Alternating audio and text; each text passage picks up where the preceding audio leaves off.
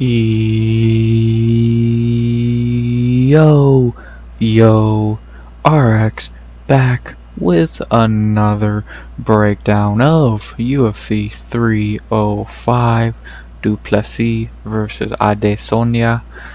We back with another breakdown of a card and a pay-per-view that is shockingly pretty good. I think it's a decent card, main card wise, like pay-per-view wise. The prelims are a different animal because of those might as well be in the Apex. But main card wise, for a pay-per-view main card in 2024, it's good. It actually looks like a pay-per-view, which I know is rare for the UFC anymore. Usually they just throw some fucking bona fide prelims on there, but they actually tried with this card, so I will respect them there and give them their flowers. So good job, UFC, not skimping us on a real card. So, but yeah, not a bad pay-per-view. Should be an interesting card. Should be a fun card, and should be a fun one to break down. At least when we get to the main card. Prelims are there's some pretty iffy prelims, but the main card should be fun. So, yeah, can't really think of much else to say besides. Trying to think of anything else to say besides the usual. Nah, I talked about the card pretty much. Well, let's just get into the breakdown. Before I do, please like, comment, subscribe. 100 subs goal by the end of the year. And unless I'm forgetting to say something, which I don't think I am, let's do it. Let's break down this card and see what the UFC 305 is all about. You ready? I am. Let's do it. 12 fights in total on a card that, like I said, right here looks pretty good. Then it gets pretty bad. So, yeah, it's gonna be a tough one on paper. It looks like the prelims are really gonna weigh down the card, but you never know. Maybe I'll be wrong and they'll be really good. You never know. But only way to find out is to break them down and then watch them. So the only thing we can do now is break it down. Let's do it. We begin with the early prelims, as of course, in the flyweight division, as we begin the whole card with a fight between Stewart Nicoll versus Jesus Aguilar. Fun, maybe a fine fight to begin the card. Not really 100% sure on that statement. I'm just guessing. It's probably a decent fight to begin the card. Flyweight's probably going to be a decent fight, so see what happens. Let's start with the only debut of the night and the first fighter of the night, Stewart Nicoll, however you say it. Obviously, Stewart's making his UFC debut. 8-0, right? Is it 8-0? 8-0. Number one flyweight in Australia, where of course this is in Perth, so it makes sense. I know very little about this guy. He seems to like to get finishes. Fucking only one decision. I like to see that. Doesn't look like he's beat anyone crazy. 5-0, that's not bad. 8-4, okay. So he's on a nice 2-fight winning streak of like kind of decent competition. The rest are pretty much cans. So, but we got a lot happen. Only debuted in 2018, so not a lot of time in the sport. So that's interesting. But yeah, not really sure what else to say. You know me, I don't do tape study. So show me what you got, man. 8-0, hyped up prospect, 29 years old. See what he can do. Like I said, I like to see a finisher. I heard he's like a well-rounded fighter. Let's see how well-rounded he is, because he has a tough debut here, very tough debut here. So let's see how he does. Can't really say much more than that about a guy I've never heard of until this card. So yeah. To talk about his opponent, Jesus Aguilar. Jesus in the UFC is 2-1. His two really should be 1-2. Coming off Contender Series, his one win is Shannon Ross, and his two losses should be Tatsuro Taira and Mendeus Mendonca. That Mendonca fight was a complete robbery. So the 1-2 in the UFC, not the worst record possible, but you probably should be doing a little better when your last two fights are Ross and Mendonca, two cans. So, but I'll give him a break. He's not a great fighter. Like, Jesus is he's a tough fighter. He's a dog to an extent, but he's not a great fighter. He's very small. Like, if there's a men's atomweight division, he'd probably be in it because he's fucking 5'4", 62-inch reach. He's a fucking T-Rex. So, like, but he has power in those fucking hands, as we saw against Shannon Ross, and he is a decent grappler.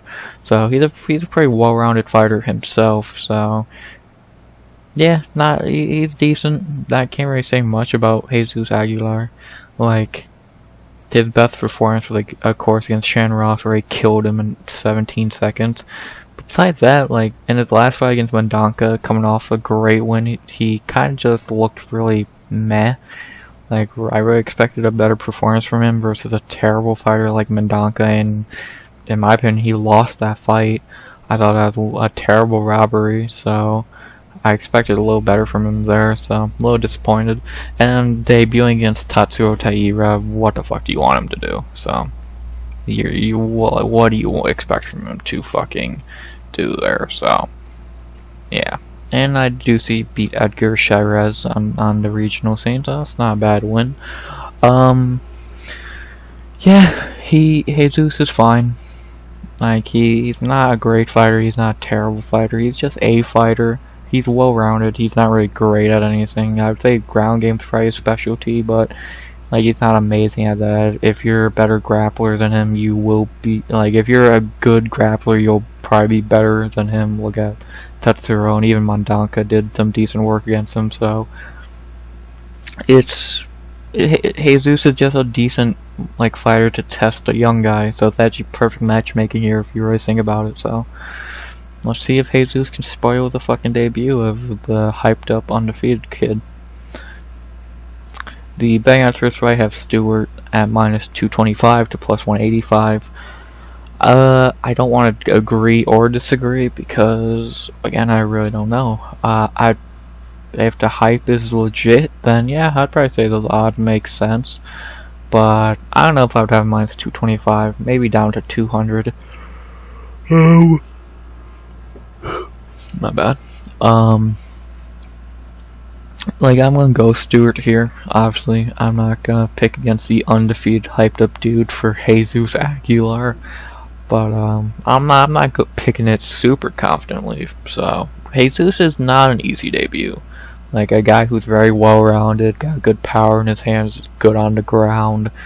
Like, a good veteran at this point, so you kinda, yeah, I'm not, like, if you are picking Jesus, I don't hate it, but I'm not going to go that route, so I'm gonna go the safe route, give me the undefeated prospect to not be a fraud, but you never know, really, so we'll see what happens.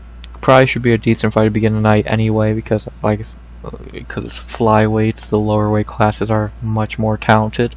And apparently these two really match up well. They're both pretty much the same fighter from what I've heard, so that'll be interesting to see how that develops during the fight. So yeah, can't really say much else about this fight. I already talked about it for way too long, saying pretty much nothing. So my pick's gonna be Stewart Nicoll by probably decision. I don't think you're gonna finish Jesus Aguilar. I think this is a lot easier said than done. So give me Stewart Nicoll by decision. See if this kid's legit. Getting a tough fight here. 29 years old. Let's see what he got. Give me Stewart by decision to begin the night. After that, we head to our second early prelim of the night in the welterweight division. A terrible fight. Like, it's one of the shittiest fights I think we've seen all year, because neither of these guys are good. As in our second fight of the night, we head to welterweight for a garbage fight between Kenan, the Assassin Song, versus Ricky, the Gladiator Glenn. Wow. Fucking terrible. Fucking Can versus Can. Like, god damn. It's one of the fights ever, like I said. Wow. This should be in the fucking apex. Like, this is pathetic. But whatever. Let's just get over with it. Let's start with Kenan's song. Song in the UFC is 5-4. His 5 wins are Bobby Nash, Hector Almeida, Aldana, my bad, Derek Krantz, Callan Potter, and Rolando Bedoya. Yes, I only know who one of those wins are. It's not the fucking first 4. His 4 losses are Alex Morono, Max Griffin, Ian Gary, and Kevin Jusay. Yeah, Song's not a good fighter. Like, he has a little bit of skill. Like, his striking can look really good at times. But like, outside of that, he has decent power in his hands. But besides that, he has shitty cardio.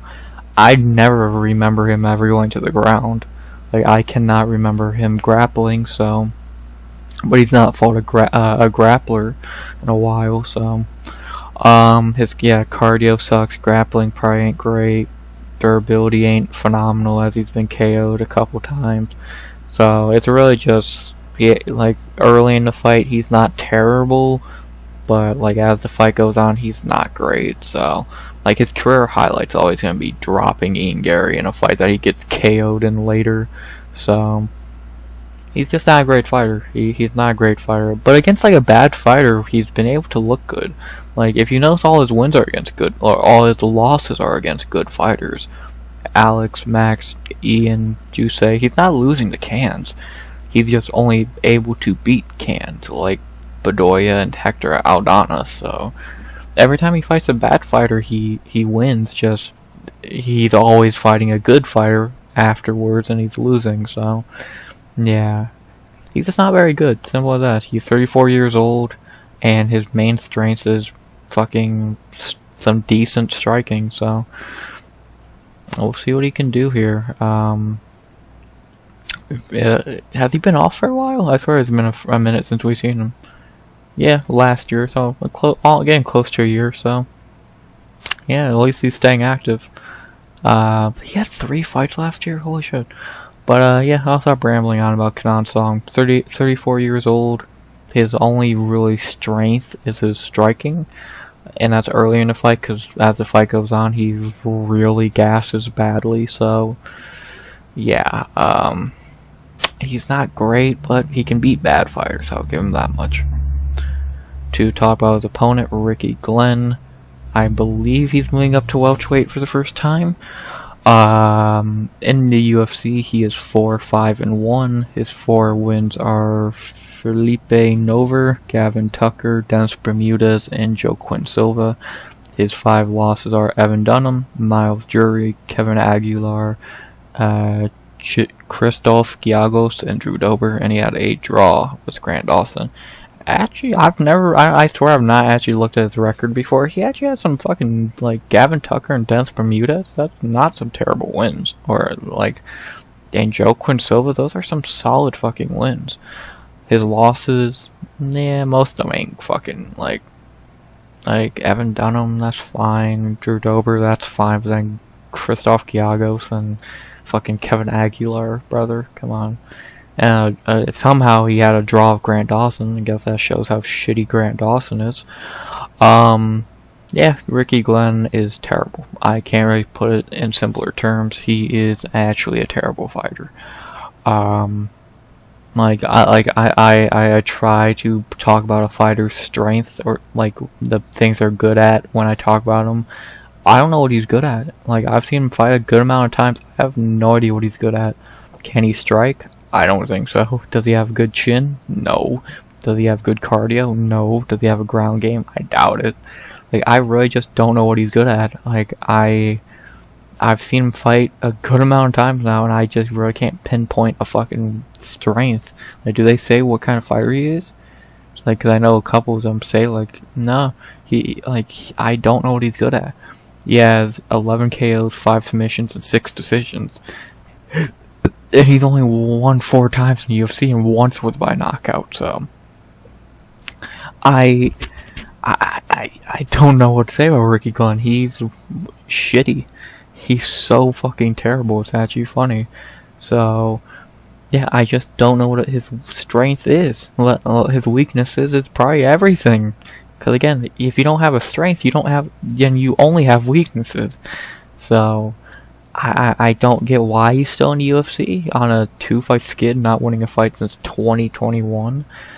So again, I'll give him that. The one thing I will give him, he has a couple nice wins. Again, Gavin Tucker, Dennis Bermudez, Joe Quinsilva are not bad wins.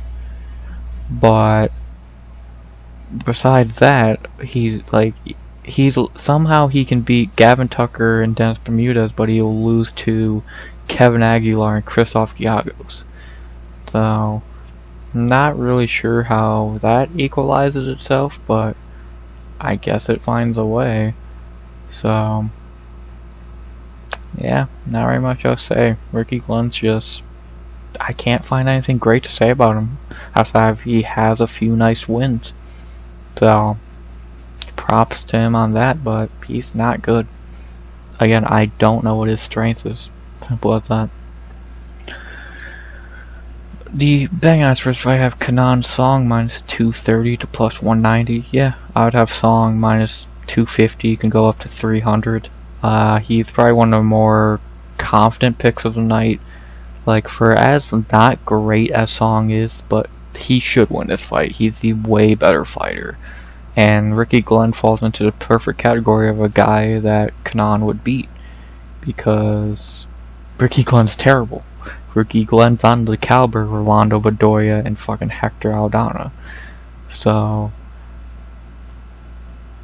it's a fight Kenan should and probably will win, just being the better, smarter fighter, like we've seen him do in the past. So, most likely this is like the fucking Rolando Bedoya fight where he just pieces him up for 15 minutes. So, it's just not really a great fight. Do I think a finish is going to happen? I doubt it. Like, maybe Kenan can clip him with something, but outside of that, I don't see a finish happening. And by like round 3, I don't think this is going to be a very great fight. So, because you got two guys in their mid-30s not known for having great cardio fighting. So, I'm not expecting fucking a war in the third. But, you never know, I guess. Maybe they do bite down the mouthpiece and throw, but I'm going to say they probably don't. So, what I will say is I'm going to go Kenan Song by decision. I thought about going by finish, but do I really think he's going to finish him? Again, could he clip him early? Sure. He's clipped Ian Gary. I think he looked decent. He landed a couple nice shots against Kevin Jusay.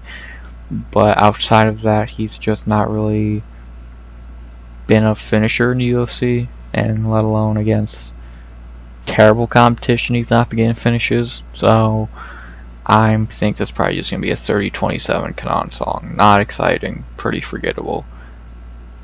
Just a quick 30-27. So I'm going to go Kenan Song by decision. Not very much else to say. One of the fights ever. Not really a great fight. Waste of time, to be honest. After that, we had to our featured early prelim. Probably the easiest fight to pick on the night. Yeah, RECY. I'm not going to waste a lot of time here. We all know what's going to happen here. There's really no need to fucking extend this part of the breakdown, so I'll just get into it and get out of it pretty quickly. And in our featured early prelim, we had to lightweight for a fight in quotation marks between Tom Big Train Nolan versus Alex the Executor Reyes. Yeah, I think we know what's gonna happen here, so I don't think I'm gonna shock anyone with my prediction or anyone else's prediction here, so let's just talk about Tom Nolan real quick and let's just say what's gonna happen. Nolan in the UFC is 1-1 coming out of Contender Series, and his UFC debut he got fraud checked by Nicholas Mota pretty badly, and then in his last fight he knocked out Victor Martinez in a fight where he did not look phenomenal. He got bloodied, got fucking dropped in that fight, so very underwhelming performance there against a can. And since the UFC really likes this kid for some reason, they're giving him another can, and maybe the worst of them all. So I don't know who he fucking really made happy at the UFC, but he keeps getting the easiest fights possible, so... And fuck, he lost one of them. So what does that tell you? I'm not impressed with Nolan. Like, he's entertaining, but he's not good. And until he shows me that he's worse, not... Like, until he does something to leave the fraud club, I'm gonna keep calling him a fraud, so... Yeah, I've just not really seen anything in the Victor Martinez fight that showed he's not a fraud, and when he wins this fight here, I'm still calling him a fraud, so... Beat someone good, and then you might leave the fraud club. So, not really much else to say. No, I'm not going to talk about Alex Reyes, because he's just a fucking punching bag. So, the betting odds for this fight have Tom Nolan at minus 11,000 at 2 plus 700. Yeah, hard to disagree. Tom Nolan's going to win by first round knockout. Alex Reyes is a terrible fucking fighter. Has not won a fight in 6 years. Been KO'd twice in the UFC. And again, he's just a terrible fighter. So, the UFC is giving Nolan the easiest fights possible. And he's going to make it look as easy as possible. Knocking out Reyes in probably a minute. Under a minute, if anything. And, yeah, lock of the night. Of course, Tom Nolan. Gonna win pretty easily. He's just... There's levels to this, and Alex Reyes is on the lowest level. So, give me Tom Nolan by knockout in the first, my lock of the night. No shockers there. Don't choke another easy win, you bitch. So, those are the early prelims. Not outside the Nolan fight. Do I really care? And yeah, I don't care about the Nolan fight. At least it's gonna be a knockout, though. Like, I don't care about the fucking Jesus fight, really. Maybe that kid's good, we'll see. I could not give less of a fuck about Kenan Song and Ricky Glenn. So, yeah, it's a very weak early prelims. But, we do got the actual prelims, which, do they make the prelims look better? Nah, not really. But, whatever. Let's, stop wasting any time. Let's just get into this. Early prelims over. Let's get into the real ones. And we begin in the featherweight division with another super easy fight to predict. Another fight that's just going to be a beating more than anything. And I believe a short notice replacement. I'll look into that. And then our first fight of the actual prelims, we head to featherweight for a fight between Jack Farr Jenkins versus Herbert the Blaze Burns. I believe Burns is stepping in for Gavin Tucker. A little bit of a step down. Yeah, do I really need to say what's gonna happen here? I think it's pretty obvious, but I'll fucking break it down real quick anyway, so let's just not waste a lot of time and let's talk about Jack Jenkins real quick. Jack in the UFC is 2-1. His 2 wins coming off Contender Series are Don Shainis and Jamal Emmers. His 1 loss is to Shepe Mariscal, which happened over almost a year ago since he did break his arm. So he's been off for almost a year since then, and now he's finally back. I'm not sold on Jenkins. I thought he looked great on Contender Series, but since he's just kind of been meh in the UFC, looked very underwhelming against Don Shainis. Most people don't think he beat Jamal Emmers, and then he lost to Shepe, which I don't think's a bad loss, but a lot of people don't really value Shepe highly, so take that of what you will. I don't think Jenkins is a bad fighter, but I don't think he's really a great prospect, especially at 45, which is just a murderous row of fighters. So, like, maybe he's gotten better. He's still young, I think. I think he's only in his 20s. Oh, he's 31 already? Shit. I just don't see him having that far of a future in UFC, let alone, again, at featherweight. Like, he's not a terrible fighter, but, like, do you really see him... Like, if you've seen Jack Jenkins' 3 UFC fights, how do you really see him doing against even some, like, unranked guys like fucking Nate Landwehr, Billy Q, JSP, David Onama, Nathaniel Wood? Like, I don't think he does it very well against those guys. Even, like, a Steve Garcia, he's probably loses too, so... I don't think he's a bad fighter, just... I'm just not completely sold on him. So I'm just not sold. Maybe that's a me problem, but like you looked underwhelming against Don Shainis. You barely beat, if you even did beat, Jamal Emmers. Disappointing performances in the UFC leads to me not really being sold on you. So good to have him back though. Let's see if he has improved in the year off. To talk about the opponent, Herbert Burns. I really don't need to say much here. We all know why he's in the UFC. We all know he's fucking terrible, and we all know he's going to lose this fight and get cut. So yeah, not really much to say. The betting odds here have Jack Jenkins at minus 550 to plus 410. You could have Jenkins in the same tier as Tom Nolan, in my opinion, at fucking minus 1000. How would he lose this fight? Like, unless he goes to the fucking ground of Herbert super early and gets submitted, which he's not gonna be a fucking idiot and do that, then he's not gonna fucking lose, because he's better than Herbert everywhere. He's better on the feet, he has better cardio, better heart, better fucking kicks. His ground game is not fucking terrible.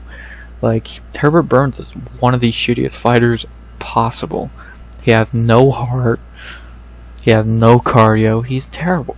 Simple as that, he's terrible. Like, he's a quitter who has no fucking talent. So he's terrible. He's a fucking joke, and he's gonna get fucking cut after this 4th L. So not really much else to say. Who am I going with? Of course I'm going Jack Jenkins. I'm probably gonna go knockout in the second. That's how Herbert's been losing lately. He's lost that way 3 times in a row. Why would Jack not make it a 4th? So I think Jenkins is gonna get him out there either in the 1st or 2nd. I'm gonna go with the 2nd.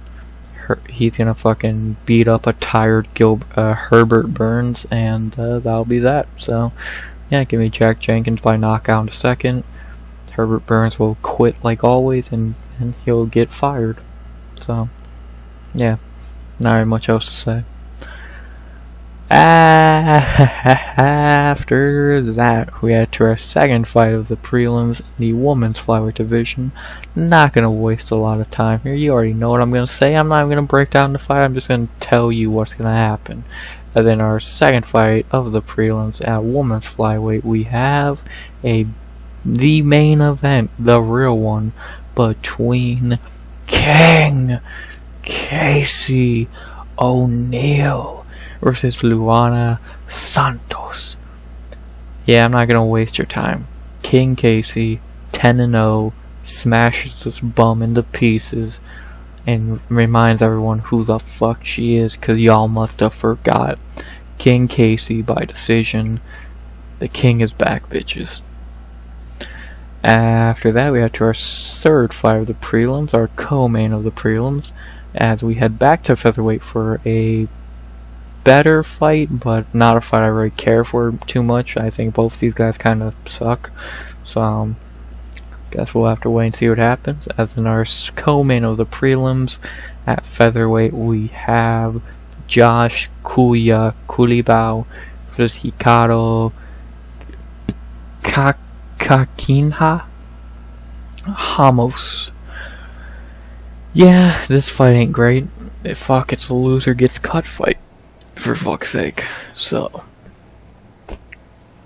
guess we'll see who wins and keeps their job here. Let's begin with talking about Josh Culibao. Culibao in the UFC is 3-3-1. His 3 wins are Shailan Nurmagomedov, Sungwoo Choi, and Melsik Bagdasaryan. His 3 losses are Jalen Turner, Lerone Murphy, and Danny Silva, and he had a draw with Charles Jourdain. He's not good. Like, his main skill set is that he's a fucking dog. Like, he's very tough. Besides that, he's not very good. Like, yeah, the cut like fucking Melsik Bagdasaryan was a nice win, but that was kind of lucky, if anything. And every time he fights anyone half decent, he loses. And he looks terrible, no less. So, he's just not a really good fighter. So I just really don't look at him as a really good fighter. He's a fighter, not a great one. So at 30 years old, he needs to win this fight, man. An L here, and he's probably in PFO before you know it. So just not much to say. Just not much to say about a guy whose main skill set is just brawling. Like, he's not talented. So can't really say much else. I can't really say much else, good nor bad. He's just a fighter. He's a brawler. To talk about his opponent, Ricardo Ramos. Ricardo in the UFC is 7-5. His 7 wins are... Let's see, his 7 wins are... Where are they? Michael Tanaka, Eamon Zahabi, Kung Ho Kang, Journey Newsome, Eduardo Gregori, Bill Algio, and Danny Shirez. His 5 losses are Saeed Nurmagomedov, Lerone Murphy, Zubair Hugov, Charles Jourdain, and Giuliani Rosa. Same thing I think of Herbert Burns to an extent, but a little different. Ricardo is a quitter. He has no heart, and he's very prone to quitting. We have seen that many times in his fights. But the difference between him and Herbert Burns is he's actually decent. Like, he's not a terrible fighter. He's not great, don't get me wrong, he's not a great fighter, but he's not as bad as Herbert Burns. He has some decent striking. He's had a couple good highlights, like the Danny Shirez and the Eamon Zahabi knockouts. But he's never been able to get over the hump of beating a good fighter. His best win is fucking Eamon Zahabi, funny enough. And again, he's never really broken the quitter moniker because he continues to do it. He did it 2 fights in a row, for fuck's sake. So he's just not a great fighter. It's the simplest way I can put it. Like, he has some nice striking, but he has shitty cardio. Ground game's okay. Heart 0, chin ain't strong. He's just not a great fighter, so expect nothing from Ricardo, and you'll probably still be disappointed. Let's see if he can keep his job here. The betting odds first fight have Josh Culibao minus 170 to plus 145. I would probably have Culibao minus 150, 160 at most. He should win. Like, he'll probably lose round 1, but he should be able to at least win the later rounds, if not even maybe finish Ramos. So yeah, it's really hard to disagree with those odds. Culibao's the better fighter to an extent, the bigger fighter, right? Not really, but yeah, he's not bad. Like, he's not bad enough to where he's gonna quit mid-fight like Ramos, and if we're just comparing them as fighters, striking, that's close. Ground game, probably Ramos, but then you have the shit that's really gonna determine this fight, like heart and cardio. That's to Josh Culibao easily. So yeah, not really much else to say. I think Culibao should win this fight, probably a 29-28 decision. Again, maybe he loses round 1, but most likely he turns it on, wins the later rounds, and maybe even finishes Ramos. So give me Josh Culibao by decision. I think he'll be the one keeping his job, as Ramos is looking for a new one. And now time for our featured prelim in the heavyweight division. A terrible fight, but it's below level heavyweight. What do you expect? As in our featured prelim, we head to heavyweight for a battle of the brothers between Junior the Juggernaut Tafa versus Valter the Clean Monster Walker. We got Justin Tafa's brother versus Johnny Walker's brother. Oh boy, are they half as good as their brothers? No. But whatever, low level heavyweight, maybe we get a finish. We can only hope, because this fight for 15 minutes would be fucking brutal. So let's hope we get a fucking finish here. It'd be pretty nice. So, yeah. Let's start off with the juggernaut, Justin Tafa's brother, Junior Tafa. Tafa in the UFC is 1-2. His one win is against Parker Porter. His two losses are to Mohamed Usman, funny enough, another MMA brother, and Marcos Rogerio de Lima. Yeah, Junior Tafa's not far off from Justin. All he does is throw power shots. Really, the only thing he does. No ground game, shitty cardio, not really good defense. He's pretty much just like his brother. He's a little quicker, but besides that, he's pretty much just a smaller Justin Tafa, which is not a bad thing, but Justin Tafa is not a world beater, so yeah. Yeah, just not really a lot to say. Like, if you've seen Justin Tafa fight, you've seen Junior Tafa fight. Just fucking speed it up a little bit. So, like, I think Junior Tafa is the best of the like heavyweight brothers. Him, Mohamed Usman, and Valter Walker. So, cause at least you can see, okay, he's not terrible. He still shouldn't be in the UFC because he's not very good. But he's not the worst fighter I've ever seen, unlike the other two brothers I named. So, he has decent power. He's not terrible. He's young. He's only fucking 27. Still green in MMA. Maybe he'll get better. But most likely he'll just go down the same route as his brother, and he'll win some and lose some. For some years, it's worked for Justin. Why not get it work for his brother? So, yeah. Do talk about his opponent, Valter Walker. Valter in the UFC is 0-1. In his UFC debut, he lost to Lucas Bresky. And yeah, he's one of the worst fighters I've ever fucking seen.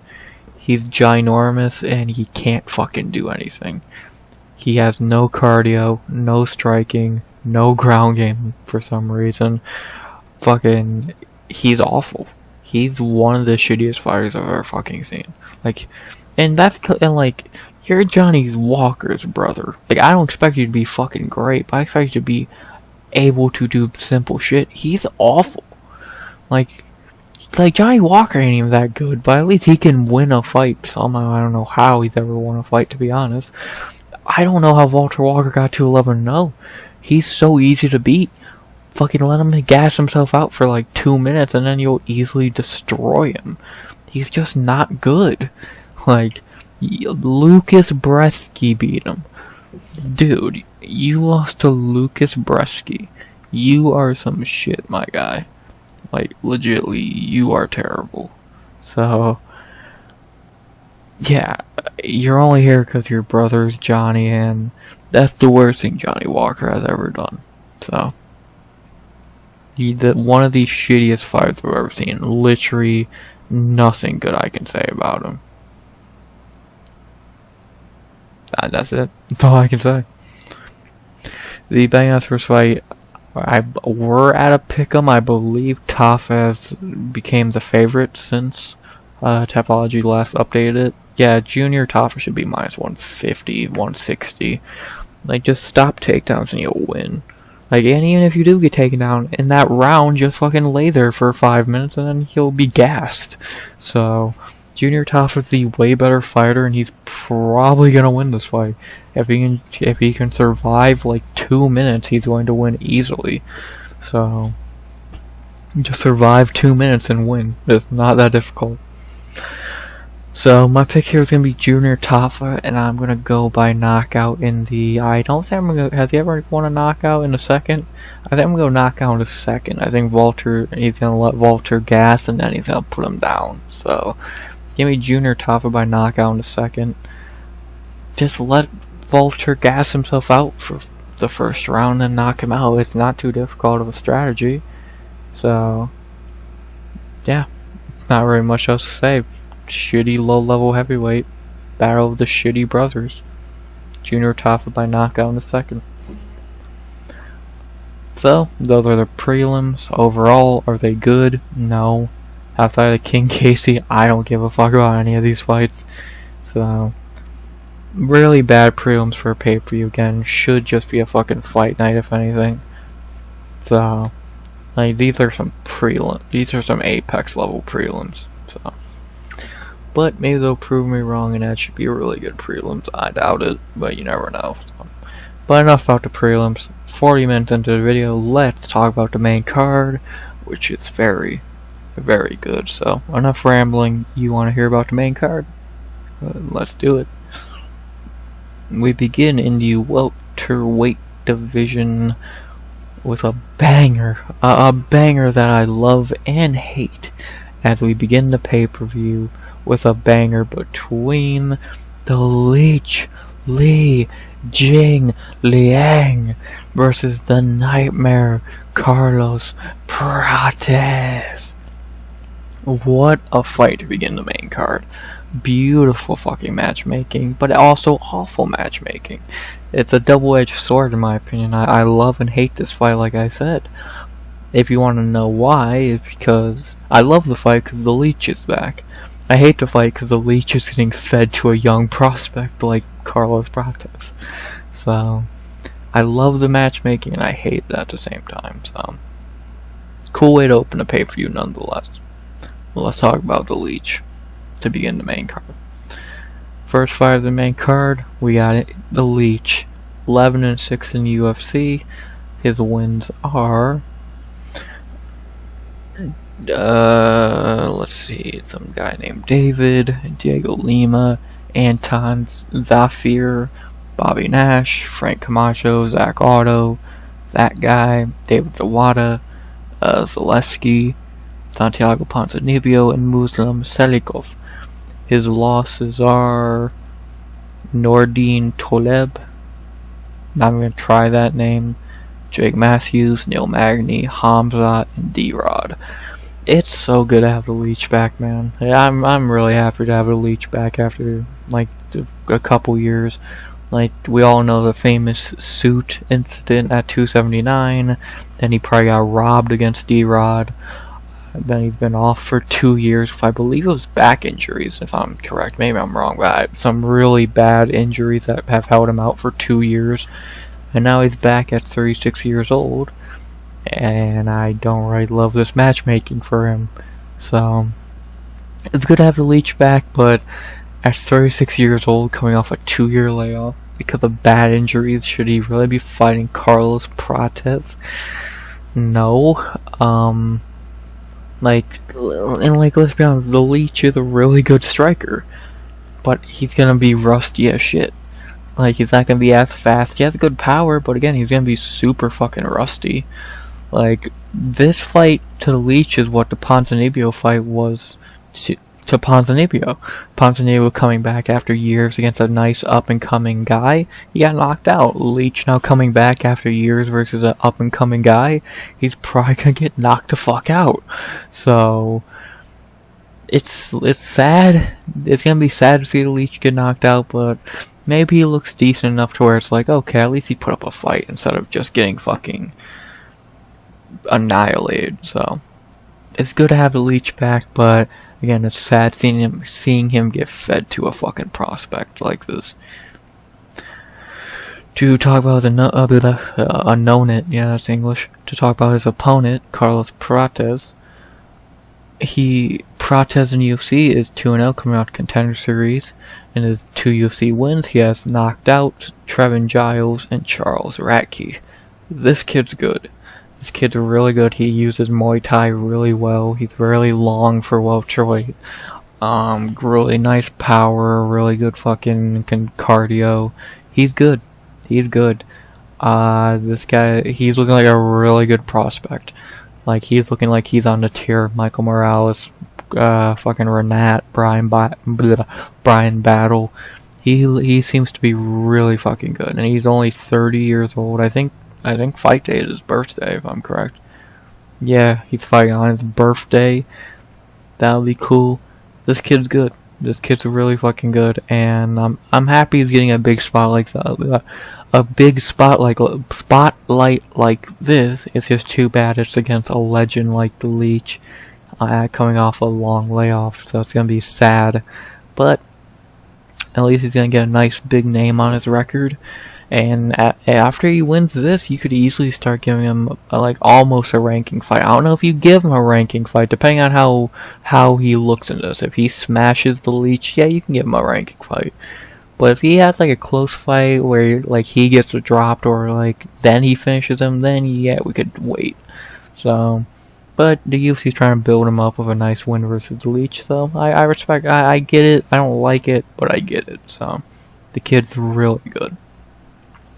The bang out first fight, I have Carlos Prates minus 230 to plus 190. Yeah, it's hard to disagree with that. Prates could be minus 250. He's gonna probably smash the leech. Again, a 36-year-old leech coming back after a 2-year layoff due to bad injuries. Yeah, why is he fighting a vicious prospect like Prates? I know why, and I still don't like it. So. My pick here is going to be Carlos Prates. I just don't really see him losing this fight. 2-3 years ago, yeah, you could really make a debate. But in 2024, with the leech's fucking history lately, it's hard to pick him. And, like, I'll cheer for the leech. I hope he wins, but he's probably going to get knocked the fuck out. So, give me Carlos Prates by knockout in the first. I think it's going to be a very quick, sad night for the leech. And, yeah, probably gonna be really sad. So, give me Prates by knockout in the first. Sorry, leech. It's gonna probably not be the great return you were hoping for, but good to see you back nonetheless. Carlos Prates by knockout in the first to begin the main card. After that, we head to our second fight of the main card. My second favorite fight on the card, just because. Thank God they're doing a perfect matchmaking fight like this. I still think it should be Derek Lewis and the guy on the right, but you know, can't get everything. Still got this banger, and I cannot wait for this fight. As in our second fight of the main card, again, my favorite fight of the main card, we head to heavyweight for a banger between Ty Bam Bam Tuivasa vs Jairzinho, Biggie Boy, Rozenstruik. What a fight. Do I really break this fight down? Who's getting knocked out? That's all I gotta say. Who's getting knocked out? Most likely it's gonna be Ty, because God, he's looked so bad lately. But you never know. Someone's going out cold though. I'll talk about each fighter real quick. For Ty, he needs this win. This is do or die for Ty. If he loses this, especially in bad fashion, you gotta cut him. Because clearly he does not care. Like, he's clearly just not giving a shit anymore. Like, we saw the fucking picture of him warming up for the Tybora fight with a box of fucking Taco Bell behind him. He's clearly just not caring anymore. And again, if he loses this fight, especially as badly as I think most of us think he will, it's time to get cut. PFL can have a nice signing, and it's just, he needs to go. But if he wins, of course he stays around, but he needs to fucking show up and try. And he can't fucking blame other people for his losses. Because I swear I remember him crying about the Tybora fight and blaming other people. Like, no, dude, you lost that fight because you did not try. You came in overweight, lazy, and not giving a shit, and you lost. I want to see that fucking prime 5-fight winning streak Tuivasa here. Not the fat, lazy guy we've seen lately. Because Tuivasa might not be a good fighter. He's a terrible fighter, to be honest. But he can win fights and he can look good. I want to see that Tuivasa here. And if we do get that Tuivasa, we're in for a fucking treat. Talk about his opponent, Jairzinho Rozenstruik. Not really much to say about Jairzinho. 8-5 in UFC. You know what we're getting with him. He's either knocking someone out or he's getting finished. He's not a great fighter. He's like him, Derek Lewis, and Tai Tuivasa are pretty much just the same fighter. Like, powerful, slow, fat dudes that we all love to watch because it's always ending very quickly. So yeah, not really much to say. Either Jairzinho's knocking Tuivasa out or he's getting knocked out. Simple as that. This is going to be fun. The betting odds first I have Jairzinho Rozenstruik minus 185 to plus 160. A part of me wants to say this should be a pick'em because you don't know who's getting dropped, but at the same time, how can you really trust Tai anymore? So I'll put Jairzinho out. I would say Jairzinho should be like minus 140, 130, like a small favorite. Because again, you really don't know who's getting dropped here, but you know it's probably gonna be Tai. So you never know, but you kinda know, if that makes sense. So yeah, not really much else to say about this fight. I'm always gonna put a bias pick in for Tuivasa no matter what. So my pick here is gonna be Tai Tuivasa by knockout in the first. Do I actually think that's gonna happen? No. But it's hard. I have to pick that because we all want Tai to win. We don't want to see Tai get cut. So I'm going to say Tai Tuivasa by knockout in the first. But I think Jairzinho's probably going to knock him out. So yeah.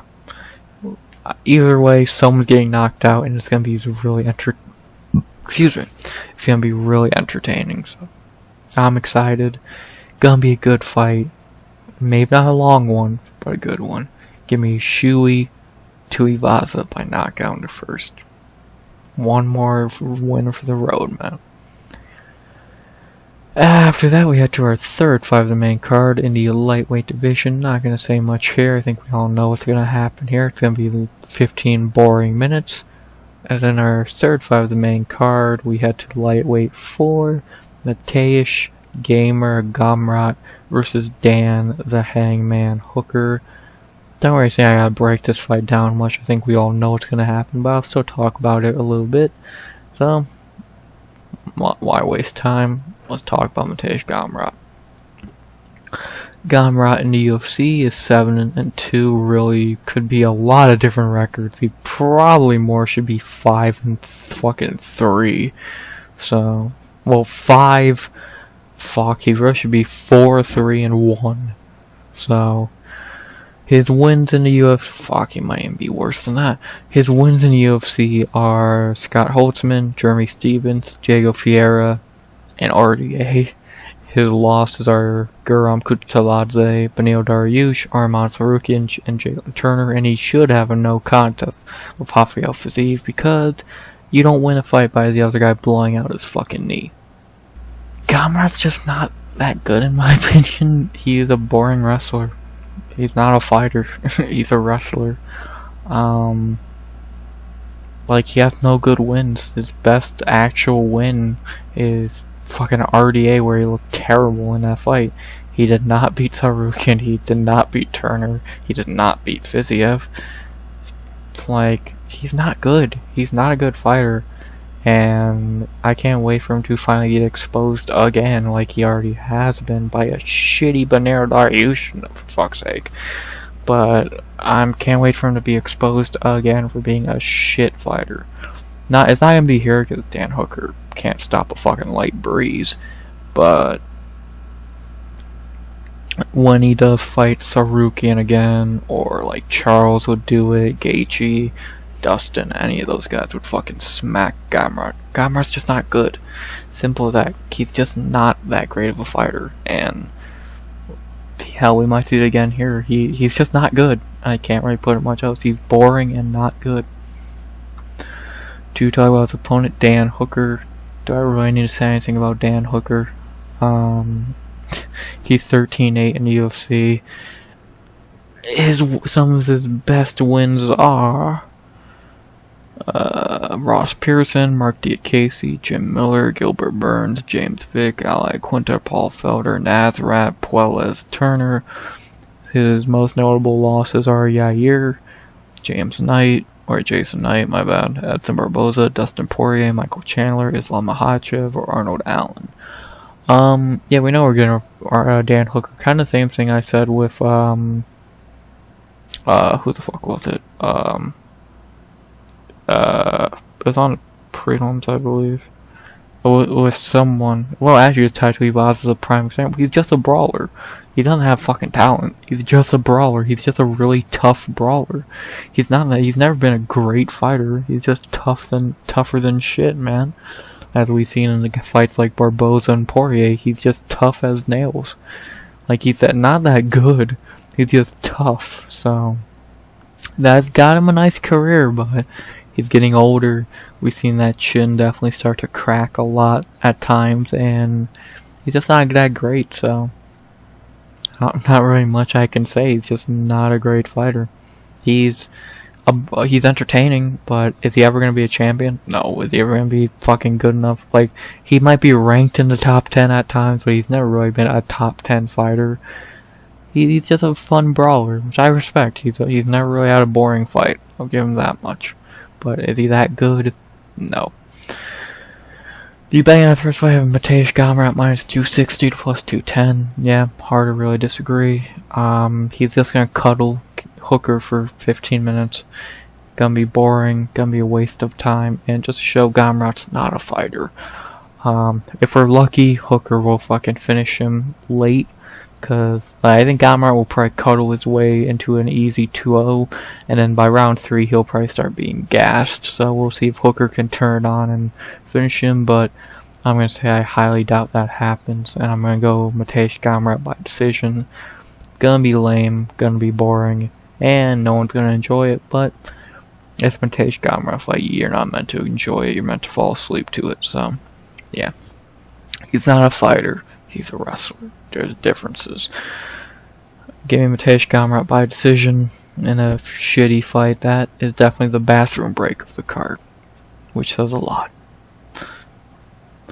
After that, let's head into our co-main event of the evening. A fight that will probably be pretty fun, but it's also very easy to predict in the flyweight division. As we have as our co-main event of the evening, Kai Don't Blink Kara France versus Steve Astro Boy Erceg. This should be a fun fight, but also a very easy fight to predict, so let's get right into it. Let's start with Kai Kara France. Been a while. Kai in the UFC is 7-4. His wins are Elias Garcia, Javier Paiva, Mark De La Rosa, Tyson Nam, Rodrigo Bontarim, Cody Garbrandt, and Oscar Askarov. His 4 losses are Brandon Moreno, Brandon Royval, Brandon Moreno, and Amir Albazi. Kai is a fine fighter. He's pretty much just a very powerful flyweight, which makes him kind of special. Besides that, he's not very good. I've never really been super impressed with Kai. Like, outside the Oscar Askarov fight, besides that, who has he really beat? Cody Garbrandt, Tyson Nam, and Javier Paiva.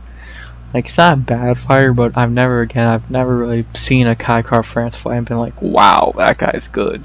Like, in the Oscar Askarov fight, but Oscar Askarov is a really weird subject to look back on, so yeah.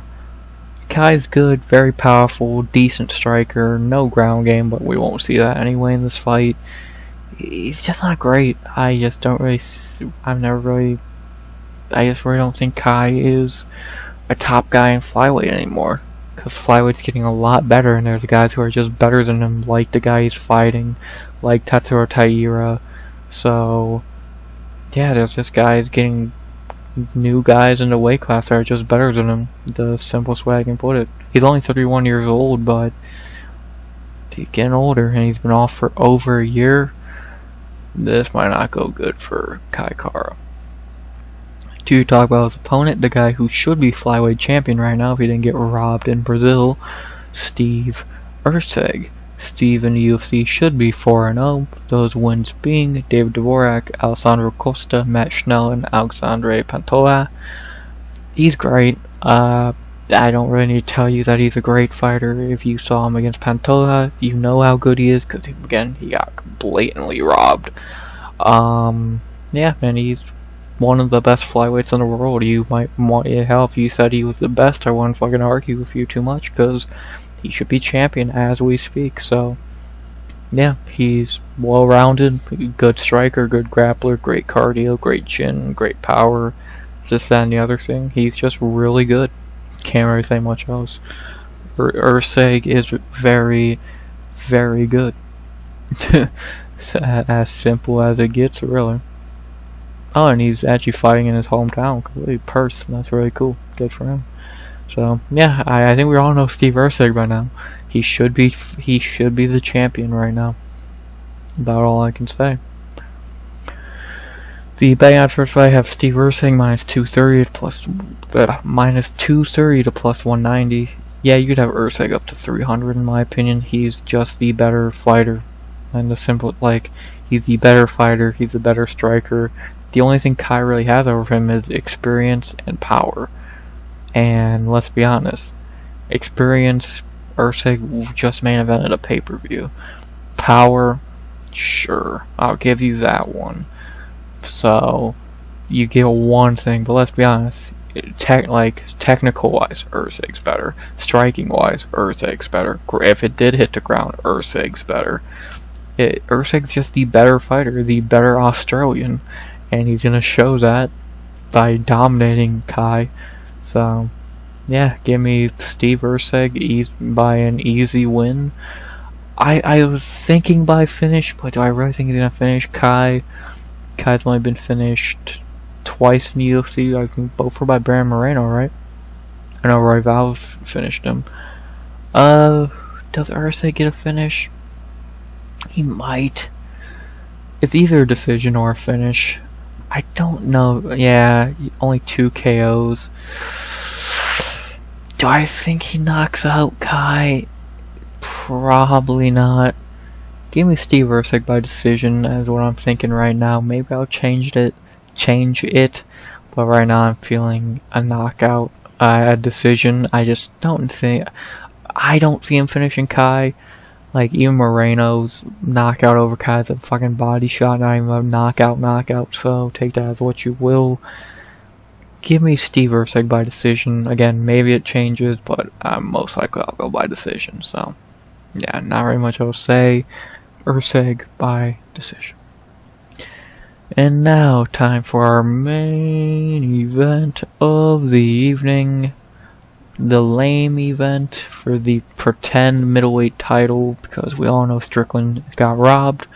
And then our lame event of the evening, we have for the UFC middleweight championship of the world, I'm using heavy quotations, we have Dricus Stoneox du Plessis versus Israel, the last style bender, Adesanya. I'm just gonna keep this short and sweet. This fight goes one of two ways. Either Dricus plays it smart and wrestles Izzy for 25 minutes, or Izzy runs away for 25 minutes and somehow gets the decision. I don't really need to sugarcoat it. We know a finish ain't gonna happen. Dricus ain't finishing Izzy. Izzy ain't getting a fucking finish. Let's not lie to ourselves. It's gonna be either a Dricus WrestleFest or an Izzy striking, or an Izzy fucking cardio practice. Cause all he's gonna do is run away for 25 minutes, like always. So, yeah, gonna be a boring fight.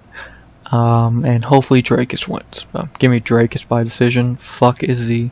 That fucking crybaby little bitch. Dog fucking coward. Fuck Izzy. Dricus, I don't like you, but I respect you more than I respect the dog fucker. So, Dricus du Plessis by decision. Wrestle, you stupid fuck. The real African champion. And finally, boom. Those are my picks to go over them one more time. Stewart Nicoll by decision. Kenan Song by decision. Tom Nolan, my lock of the night, by knockout in the first. Jack Jenkins by knockout in the second. Casey O'Neill by decision. Josh Culibao by decision. Junior Tafa by knockout in the second. Carlos Prates by knockout in the first. Tuivasa by knockout in the first, Mateusz Gamrot by decision, Stewart Erceg by decision, and Dricus Plessis by decision. Bang. That's the card. Is it great? No, I don't know if I would use the word great, but it's good. I think it's heavily carried by the 4 fights you see in the bottom right. Because the prelims are not strong. The best prelim is King Casey. So, besides that, you got Jack Jenkins and Tom Nolan in fucking easy fights. Junior Tafa fight could either be really bad or really bad. Fucking Kenan song and Josh Culibao, that shit. Like, it's a terrible prelims that's just heavily carried by a really great main card. So, I'm excited. I think this card could be fun. We got Tuivasa, Claudio Puelles, Carlos Prates, Casey O'Neill, Steve Erceg. It should be a fun card. I'm excited. And let's see what happens. Hopefully the right people win. Dricus, Ty, Casey. But you never know what's going to happen. So either way, you'll hear from me Sunday for a recap. No idea when it will be posted, but I will try and record Saturday night, and I make no promises, but I've been better lately. I don't want to screw you out of a Sunday breakdown. I've done that too many times. I'm trying to stay consistent, so I'll try and get it out by Sunday, or during Sunday, early as possible. So yeah, I can't really think of anything else to say. Talked about the card. Like I said, I think it's a fine card, and let's see what happens Saturday. So, not very much else to say. Besides, I hope you enjoyed the video. Am I forgetting anything? Not that I can think of. Please like, comment, subscribe. 100 subs go by the end of 2024. And unless I'm going to say something, not that I can think of. A little bit shorter of a video. That's rare. Kind of short, not completely. As always, RX out. Good vibes only and always.